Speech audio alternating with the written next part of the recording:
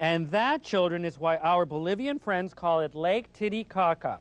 Now remember, Monday is Columbus Day. Oh, Columbus Day, is that when we commemorate the slaughter of all the Native Americans that were killed during the conquest?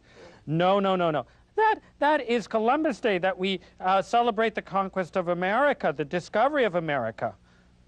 How should U.S. history be taught? For some, Columbus's arrival isn't regarded with historical pride, rather as ground zero for the cultural and literal genocide of Native America.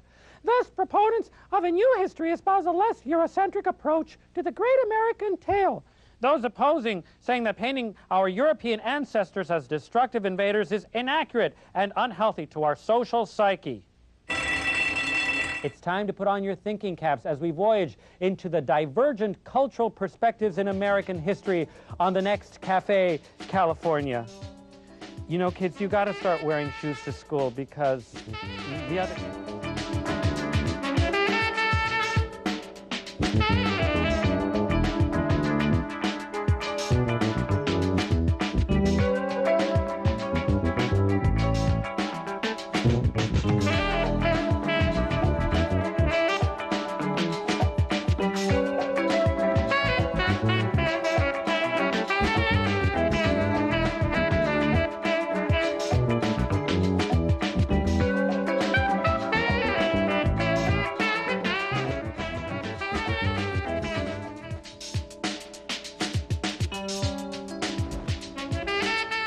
Buenos dias, America. It's a brand new day here in our brave new world known as Los Angeles. This is Cafe California, and I'm your guide, Cris Franco, y soy muy franco. Tomorrow is Columbus Day. When I was a kid, we used to get that day off from school, and I remember Sister Mara Joseph used to have us draw pictures of Columbus's arrival, and I used to get a real kick out of listening to all my classmates mispronounce the names of the ships.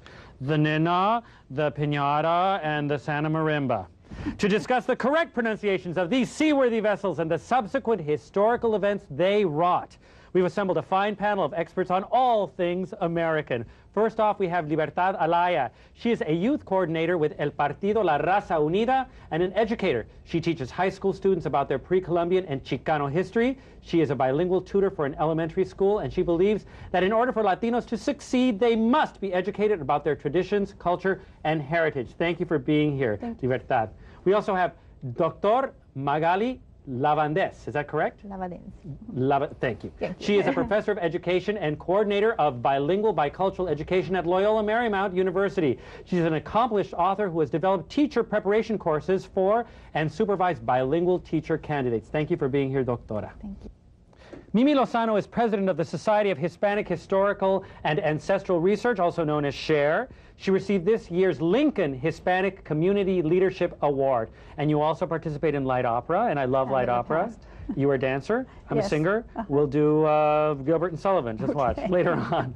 Thanks for being here. You are a teacher as well. Finally, we have Alexander Landy. He is a former substitute teacher with the LA Unified School District, an active member of Voices of Citizens Together, which sounds like an opera company as well, but it's not. This is a group. Sometimes it is. Sometimes it is. It's a group which wants to limit and control illegal immigration into the United States. Mr. Landy shares something with Christopher Columbus, that they're both of Italian descent. Caro! He believes that educational multiculturalism has gone too far.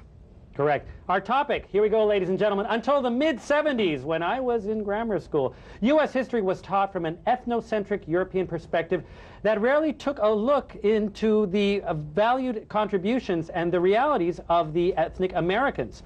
Christopher Columbus, was he an intrepid explorer whose courage and vision finally united the new and old world? Or was he a zealous pragmatist who enslaved and brutalized the Caribbean Indians? And if Columbus's arrival is viewed as the beginning of a century-long Holocaust, how should controversial figures such as Hernán Cortés, Kit Carson, all the conquistadors, all the frontiersmen, and all the settlers be historically presented?